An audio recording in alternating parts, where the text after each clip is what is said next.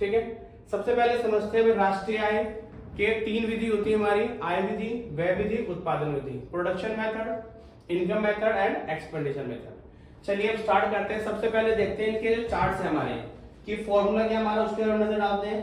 देखिए सबसे पहले बात करते हैं इनकम मेथड की, यानी कि आय विधि। इनकम मेथड यानी कि आय विधि। अब देखिए आय विधि के अंदर हम लोग बात करते हैं एनडीपीएफसी, ठीक है। उससे पहले एक बात समझते हैं, अगर हम बात करते हैं राष्ट्रीय आय, तो राष्ट्रीय आय को कहा जाता है एनएनपीएफसी, ठीक है, net national product at factor cost. आप चाहे इनकम मेथड की बात करते हैं, चाहे आप एक्सपेंडिचर की बात करते हैं, चाहे आप प्रोडक्शन मेथड की बात करते हैं, सारे विधियों के अंदर जो हमारा राष्ट्रीय आय होता है वो एनएनपीएफसी होता है, ठीक है। अब देखिए इनकम मेथड में हम किस प्रकार से न्यूमेरिकल सॉल्व कर सकते हैं। देखिए सबसे पहले देखिए 2 तरीके होते हैं सॉल्व करने के। हम सबसे पहले निकालेंगे घरेलू आय और उसके बाद फिर निकालेंगे राष्ट्रीय आय। अगर हम बात करते हैं इनकम मेथड में, तुम्हारे 3 मेन पार्ट्स होते हैं घरेलू आय के। सबसे पहले होता है कंपनसेशन ऑफ एम्प्लॉइज, यानी कर्मचारियों का पारिश्रमिक या फिर मुआवजा, ठीक है। ये आगे फिर 2 पार्ट में टूट जाता है, सैलरी एंड वेजेस यानी कि वेतन और भत्ते, कंट्रीब्यूशन इन सोशल वेलफेयर यानी सामाजिक सुरक्षा में अंशता। अगर उसने आपको डायरेक्ट कंपनसेशन एम्प्लॉइज दे दिया और उसके बाद वो इनकी वैल्यू दे चाहे ना दे, इनसे कोई फर्क नहीं पड़ता। लेकिन अगर उसने आपको डायरेक्ट कंपनसेशन ऑफ एम्प्लॉइज नहीं दिया और आपको क्या दे दिया, सैलरी एंड वेजेस दे दी और आपको कंट्रीब्यूशन इन सोशल वेलफेयर दे दिया, तो क्या करेंगे, दोनों को प्लस करेंगे और प्लस करने के बाद कंपनसेशन ऑफ एम्प्लॉइज निकालेंगे। आई बात समझ में? यानी कर्मचारी पारिश्रमिक के हमारे 2 भाग होते हैं, पहला होता है सैलरी वेजेस और दूसरा होता है कंट्रीब्यूशन इन सोशल वेलफेयर, ठीक है। इन दोनों प्लस करके हम इसको निकालेंगे।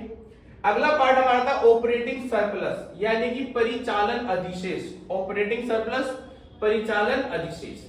देखिए इसके 3 पार्ट होते हैं, रेंट, इंटरेस्ट, प्रॉफिट, यानी कि किराया या लगान, ब्याज और लाभ। हम जब इन तीनों को प्लस करते हैं तो प्लस करने पे हमें मिलता है ऑपरेटिंग सरप्लस यानी कि परिचालन अधिशेष। आगे देखिए जो प्रॉफिट है हमारा फिर फर्दर 3 पार्ट में टूट जाता है। पहला आता है अनडिस्ट्रीब्यूटेड प्रॉफिट, नेक्स्ट हमारा डिविडेंड और तीसरा हमारा कॉर्पोरेट टैक्स। अगर आप इन तीनों को प्लस करते हैं तो हमें मिलेगा प्रॉफिट। यानी लाभ के कौन कौन 3 भाग हैं, अवितरित लाभ, निगम कर या निगमित कर और लाभांश। हम जब इन तीनों को प्लस करेंगे तो मिलेगा लाभ, और जब लाभ मिल जाएगा फिर हम इन तीनों को प्लस करेंगे तो मिलेगा हमें परिचालन अधिशेष यानी कि ऑपरेटिंग सरप्लस, ठीक है। ये जो चार्ट हमारा ये नीचे से ऊपर की तरफ चलेगा। अगर ये दोनों पार्ट दे दिए, इनको प्लस करेंगे तो ये मिलेगा, ये तीनों पार्ट दे दिए तो प्लस करने पे प्रॉफिट मिलेगा, ये तीनों पार्ट दे दिए प्लस करने पे ऑपरेटिंग सरप्लस मिलेगा। और तीसरा हमारा आता है मिक्स्ड इनकम यानी कि मिश्रित आय। आई बात समझ में? ठीक है। देखिए अगर मानो उसने डायरेक्टली आपको ये 2 और 3 तीनों की वैल्यू दे दी तो जो नीचे जो चार्ट बना है हमारा किसी मतलब का नहीं है। पर ऐसा क्वेश्चन पेपर में कभी नहीं आता, ना के बराबर चांस है, एटलीस्ट ये तो नहीं मिलता हमें। ये नहीं देगा तो ये तीनों पार्ट देगा, हम तीनों पार्ट को प्लस करेंगे और ऑपरेटिंग सरप्लस निकालेंगे और फिर compensation of employees, operating surplus और मिक्स्ड इनकम, फिर तीनों को प्लस करेंगे, हमारा निकलेगा एनडीपीएफसी। पर हमें क्या निकालना, हमको तो निकालनी है नेशनल इनकम, राष्ट्रीय आय निकालनी है, नेशनल इनकम यानी कि राष्ट्रीय आय, राष्ट्रीय आय।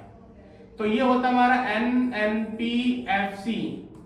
अभी तक आपने क्या निकाला है, NDP at FC, net domestic product at factor cost, शुद्ध घरेलू उत्पाद साधन लागत पे। तो जो निकाला आपने एनडीपीएफसी।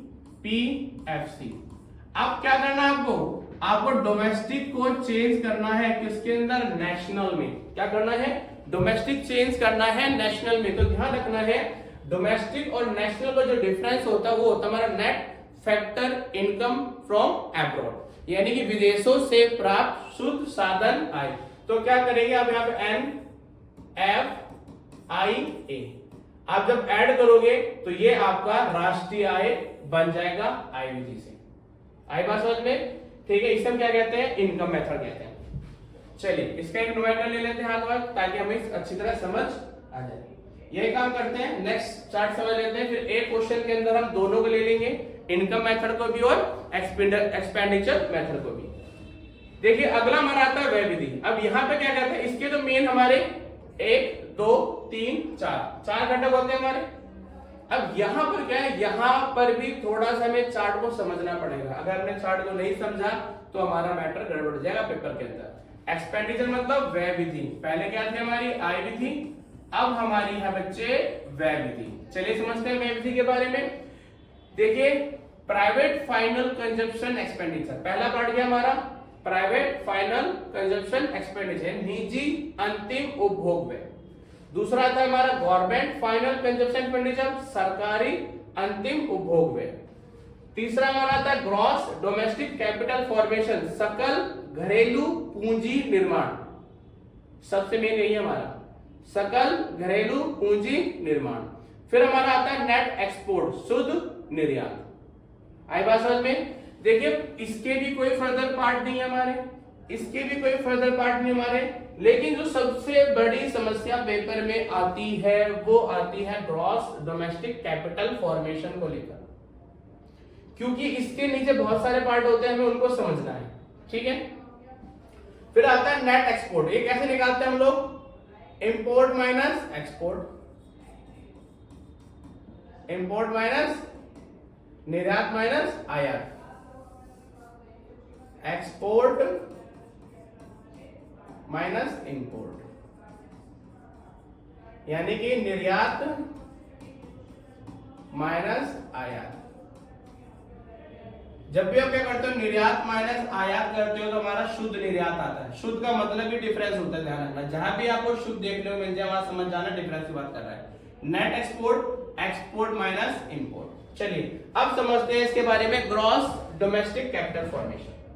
अगर पेपर के अंदर माना ये वैल्यू दे दी, प्राइवेट दे दिया, गवर्नमेंट दे दिया, ग्रॉस डोमेस्टिक दे दिया, नेट दे दिया, तो नीचे वाले चार्ट से हमें कोई मतलब नहीं है।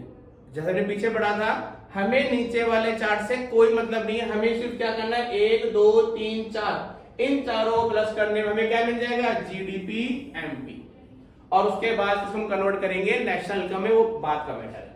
लेकिन जनरली पेपर में क्या होता है, ये कभी भी नहीं दिया जाता।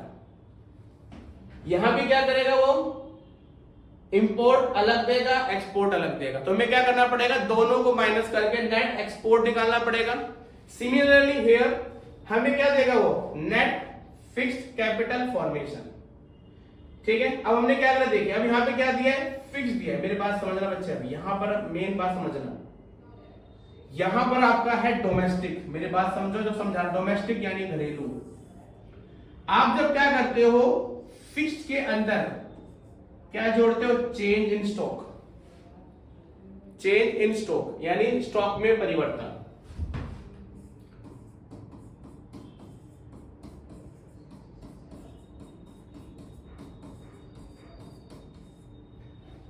तब आपका जो फिक्स्ड है वो डोमेस्टिक बन जाता है। क्या करा आपने, आपने फिक्स्ड के अंदर जोड़ दिया स्टॉक में परिवर्तन, तो आपका बन जाएगा घरेलू। आई बात समझ में? फर्क देखो, यहां पे है ग्रॉस डोमेस्टिक, यहां पे नेट फिक्स्ड, दो वर्ड अलग है। अगर दो वर्ड अलग है तो क्या करना है, हमें इन दोनों को इक्वल करना पड़ेगा, बैलेंस करना पड़ेगा। ठीक है, अब ये क्या होता है भाई, अंतिम माइनस आरंभिक स्टॉक। इसका फॉर्मूला क्या होता है, अंतिम स्टॉक माइनस आरंभिक स्टॉक, अंतिम माइनस आरंभिक, यानी कि final stock minus initial stock. Starting कितना था हमारा, उसको हम क्या करेंगे, माइनस कर देंगे। Final stock minus initial stock, यानी अंतिम स्टॉक माइनस आरंभिक स्टॉक। इससे क्या निकलेगा, चेंज इन स्टॉक। फिर आप क्या करोगे, जब चेंज इन स्टॉक को क्या करोगे, प्लस करोगे फिक्स्ड के अंदर। बात समझना मेरी, आपने क्या करा, जब इन दोनों को प्लस करा तो क्या बन गया, घरेलू पूंजी निर्माण। लेकिन यहाँ पे क्या लिखा है, नेट। क्या लिखा है, नेट। तो इसमें क्या जोड़ दोगे आप, डेप्रिसिएशन। क्या जोड़ दोगे, नेट फिक्स्ड कैपिटल फॉर्मेशन। इसका मतलब क्या होता है, डेप्रिसिएशन यानी कि मूल्यह्रास। क्या होता है, मूल्यह्रास यानी स्थायी पूंजी का उपभोग, स्थायी पूंजी का उपभोग यानी कि मूल्यह्रास यानी कि डेप्रिसिएशन। ठीक है, यानी कहना मतलब क्या निकला, अगर आपको क्या चाहिए, आपको चाहिए ग्रॉस डोमेस्टिक कैपिटल फॉर्मेशन, सकल घरेलू पूंजी निर्माण, तो क्या करेगा एग्जाम के अंदर, वो आपको क्या देगा, अगर सीधा ये दे दिया तो वैल्यू पुट करके प्लस करके आंसर निकल जाएगा। अगर वो नहीं दिया, क्या दिया आपको, नेट फिक्स्ड कैपिटल फॉर्मेशन, तो अब क्या करना पड़ेगा, इसके अंदर जो भी ये टर्म दी गई है आपको, जो भी टर्म है उसके अंदर स्टॉक में परिवर्तन को ऐड करेंगे और उसमें डेप्रिसिएशन को ऐड करेंगे। जब आप दो चीजें ऐड करोगे तो ये आपका कन्वर्ट हो जाएगा सकल घरेलू पूंजी निर्माण। बात समझ रहे मेरी। अगर उसने शुद्ध अचल पूंजी निर्माण किया है तो क्या जोड़ो उसके अंदर, स्टॉक में परिवर्तन और मूल्यह्रास, तो क्या बन जाएगा, सकल घरेलू पूंजी निर्माण। आई बात समझ में। अगर माना पेपर के अंदर यहां पर नेट ना देकर सीधा क्या लिख दिया, ग्रॉस। क्या लिख दिया, ग्रॉस, यानी कि यहां पे लिखा सकल अचल पूंजी निर्माण। तो क्या करना है, जब सकल देगा तो हम इसको ऐड नहीं करेंगे क्योंकि वो ऑलरेडी पहले से ही सकल के अंदर है, पहले से ही ग्रॉस है, तो वहां पर हमें डेप्रिसिएशन यानी मूल्यह्रास को जोड़ने की कोई जरूरत नहीं है। ये कब होगा, जब आपको नेट दिया होगा तब जोड़ेंगे डेप्रिसिएशन को, क्योंकि हम बात करते हैं सकल का जो फॉर्मूला होता है हमारा, वो शुद्ध प्लस में मूल्यह्रास होता है। यानी अगर ग्रॉस निकालना चाहते हैं तो ग्रॉस का होता है नेट प्लस में डेप्रिसिएशन। और आई बात समझ में, जब पहले से ग्रॉस में दिया है तो उसमें छिड़काने की जरूरत नहीं है। अब ये डिपेंड करता है आपके क्वेश्चन के अंदर, क्वेश्चन में क्या वैल्यू दी है। अगर नेट फिक्स दिया है तो आपको ये भी प्लस करना पड़ेगा और आपको मूल्यह्रास भी प्लस करना पड़ेगा, तब जाकर आपको ये मिलेगा। आई बात समझ में। अब आपने जीडीपी एमपी तो निकाल लिया, इनको प्लस कर लिया सबको, और आपने क्या करा, जीडीपी एमपी निकाल लिया, लेकिन हमें निकालनी है राष्ट्रीय आय। बात समझ, राष्ट्रीय आय हमें निकालनी है, राष्ट्रीय निकालनी है। राष्ट्रीय मतलब एनपीएफसी बराबर में क्या निकाला मैंने, जीडीपीएमपी। अब देखो बच्चे, ग्रॉस नेट, ग्रॉस से नेट जाना बच्चे, हमेशा हम राइट हैंड साइड से लेफ्ट हैंड साइड आएंगे। ग्रॉस सकल को शुद्ध बनाना है, ग्रॉस को नेट बनाना है। ग्रॉस और नेट के अंदर मैंने क्या बताया था, आपका डेप्रिसिएशन होता है। क्या होता है, डेप्रिसिएशन यानी कि मूल्यह्रास होता है भाई। और जी बड़ा होता है एन से, तो क्या होगा, बड़े से छोटे में जाने के लिए माइनस करेंगे। अगला क्या हमारा, नेक्स्ट हमारा डोमेस्टिक को नेशनल बनाना है। नेशनल हमारा बड़ा होता है, डोमेस्टिक छोटा होता है। ये एन से नेट ले जाना करना, और ये एन से नेशनल है यानी राष्ट्रीय। ये शुद्ध होता है हमारा नेट। अब आप डोमेस्टिक से नेशनल पे जा रहे हो, डोमेस्टिक से नेशनल पे, तो ये डी छोटा है एन बड़ा है। इनका डिफरेंस क्या होता है, net factor income from abroad, यानी विदेशों से प्राप्त शुद्ध साधन है। आप क्या करोगे, जीडीपी एमपी में से डेप को माइनस करोगे यानी मूल्यह्रास माइनस करोगे, और एनएफआईए विदेशों से प्राप्त शुद्ध साधन आय को प्लस करेंगे। अब ये आपका एमपी और ये आपका एफसी है। अब मुझे एमपी को एफसी बनाना है, मुझे क्या करना है, एमपी को एफसी बनाना है।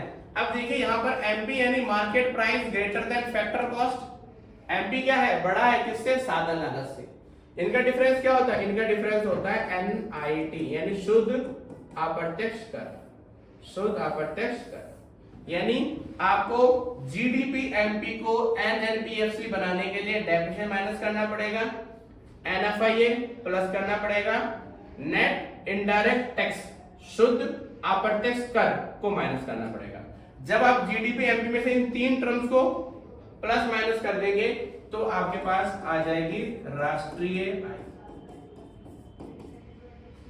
आई बात समझ में, क्लियर। इसको देख लीजिए, उसको उतार लीजिए फटाफट। क्या क्या जी प्लस माइनस हो रही है, नेट का मतलब डिफरेंस होता है। आगे बढ़ते हैं, नेक्स्ट हमारा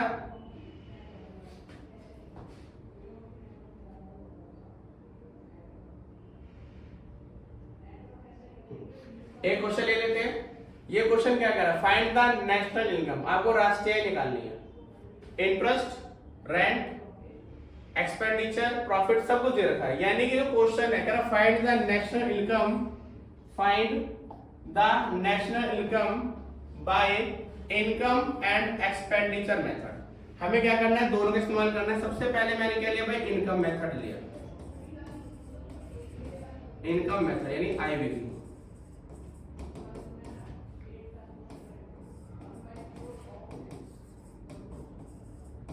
और मुझे क्या पता है, आय विधि के अंदर जब मैं पहले अपने 3 घटक को जोड़ता हूं तो मुझे एनडीपीएफ मिलता है। कौन से 3 घटक, कर्मचारी पारिश्रमिक प्लस परिचालन अधिशेष प्लस मिश्रित आय, यानी कि compensation of employees plus operating surplus plus mix income. अब मैं देखता हूं कंपनसेशन ऑफ एम्प्लॉयज कितना है मेरा, operating surplus and mixed. Compensation of employees, compensation of employees कर्मचारियों पारिश्रमिक। हाँ भाई ध्यान देंगे हिंदी वाले भी, कंपनसेशन ऑफ एम्प्लॉयज मतलब होता है कर्मचारियों का पारिश्रमिक। तो कितना दिया कर्मचारी पारिश्रमिक, 1000 दिया। कितना दिया है, 1000 दिया हुआ है, ठीक है। अब क्या करा, ऑपरेटिंग सरप्लस यानी कि परिचालन अधिशेष, परिचालन अधिशेष। लेकिन मुझे कहीं भी परिचालन अधिशेष देखने को नहीं मिल रहा है, कहीं पर भी ऑपरेटिंग सरप्लस नहीं लिखा हुआ है। पर मुझे पता है उसके 3 पार्ट होते हैं। कौन कौन 3 पार्ट होते हैं मेरे, इंटरेस्ट, रेंट, प्रॉफिट, लगान, ब्याज और लाभ। जब भी वो नहीं देगा आपको तो हम क्या करेंगे, इसके तीनों पार्ट, कौन सा, इंटरेस्ट, रेंट और लाभ प्लस कर लेंगे। यानी कि लगान, ब्याज और लाभ, लगान, ब्याज और लाभ, ठीक है, प्लस कर लेंगे। फिर आती है mixed income. Mixed income, mixed income कहीं दिख रही है आपको, कहीं भी मिक्स्ड इनकम आपको दिखाई नहीं दे रही। Expenditure, expenditure, abroad, taxes, net export, नहीं जी कहीं नहीं है। तो उसको हम क्या करेंगे, 0, कि जो वैल्यू आपको नहीं दी गई वो आपकी 0 हो जाएगी। बात ध्यान रखेंगे आप, ठीक है। चलिए आगे बढ़ते हैं। 1000 प्लस कितना हो गया हमारा, 250, 150, 400, 1040, यानी आपका 2040 आ गया। ये क्या है आपका, ये घरेलू आय है, डी दिख रहा है ना, तो घरेलू आय ये डोमेस्टिक। बट हमें क्या निकालनी है, इनकम मेथड से राष्ट्रीय आय निकालनी है। राष्ट्रीय मतलब होता है एनएनपीएफसी होता है, एनएनपीएफसी। तो क्या करेंगे भाई, एनएनपीएफसी के लिए जो आपने एनडीपीएफसी निकाला है उसमें क्या जोड़ दूं, यहाँ पे क्या है मेरा, घरेलू, क्या है मेरा यहाँ पर घरेलू दिया हुआ है मेरे को, और मुझे क्या करना है, राष्ट्रीय बनाना है। घरेलू को राष्ट्रीय बनाना है, यानी डोमेस्टिक को नेशनल बनाना है। और मैं क्या जानता हूं, दोनों डिफरेंस क्या होता है मेरा, दोनों डिफरेंस होता है NFIA। हाँ भाई एनडीपीएफसी कितना है मेरा, 2040। अब देखो फटाफट, net factor income to abroad, विदेशों से प्राप्त शुद्ध साधन आय। इसे क्या करेंगे हम, प्लस कर देंगे।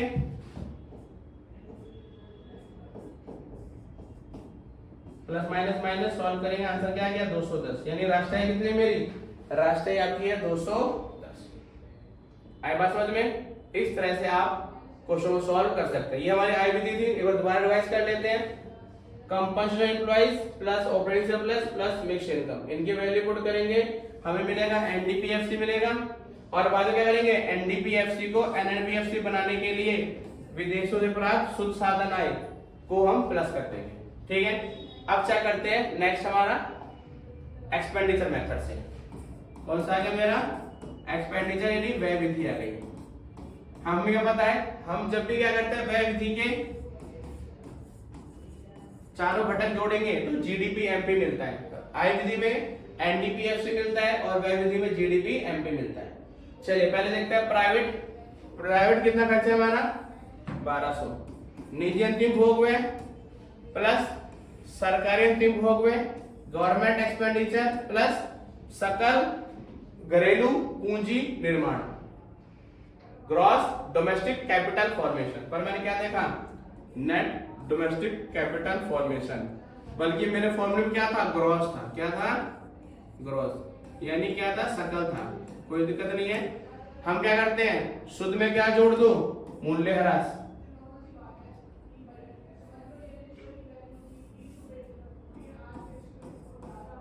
क्या जोड़ दूंगा, डेप्रिसिएशन जोड़ दूंगा, तो शुद्ध क्या बन जाएगा, सकल बन जाएगा। बात ध्यान दो बच्चे मेरे, आप ये आपको नेट दिया हुआ है और फॉर्मूले में ग्रॉस है मेरे पास, ठीक है। तो क्या करेंगे, इसको हम पहले चेंज करेंगे ग्रॉस के अंदर और बाद में यही माइनस भी हो जाता है हमारा, ठीक है। पर हम अकॉर्डिंग फॉर्मूला चल रहे हैं तो इधर प्लस कर लेते हैं। हाँ भाई, क्या है हमारा, ये रहा कंजप्शन ऑफ फिक्स कैपिटल, ये रहा स्थिर पूंजी का उपभोग, प्लस कर लिया आपने, तो क्या बन गया मेरा, सकल घरेलू पूंजी निर्माण, ग्रॉस डोमेस्टिक कैपिटल फॉर्मेशन। और लास्ट क्या होता है मेरा,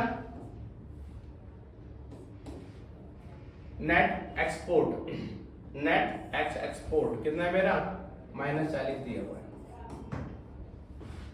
12 से 18, 1800, 390, 350 ये आ गया। 18, 19, 20, 21, 2150 आ गया। ये क्या है, जीडीपी एमपी है मेरा, ये जीडीपी एमपी है।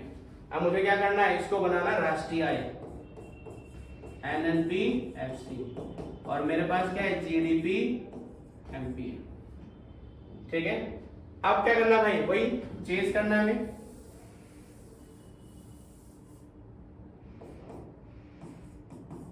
जीडीपी एमपी कितना है, सॉल्व करके इसे 2100, 18, 19, 20, 2150 आ गया, ठीक है, जगह कम इसलिए।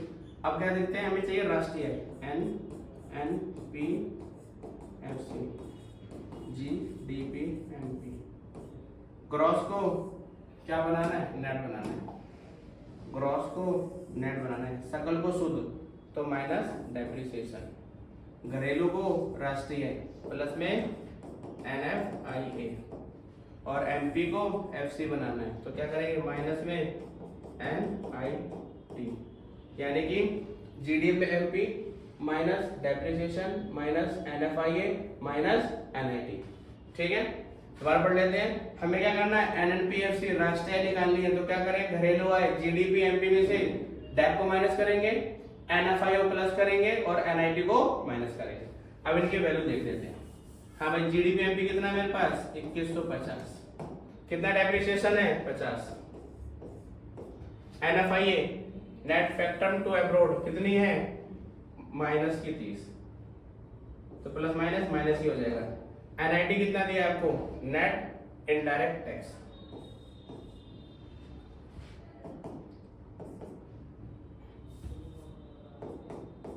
$2150, 2150 कितना आ गया, 60, 90, 140, माइनस करेंगे 2010।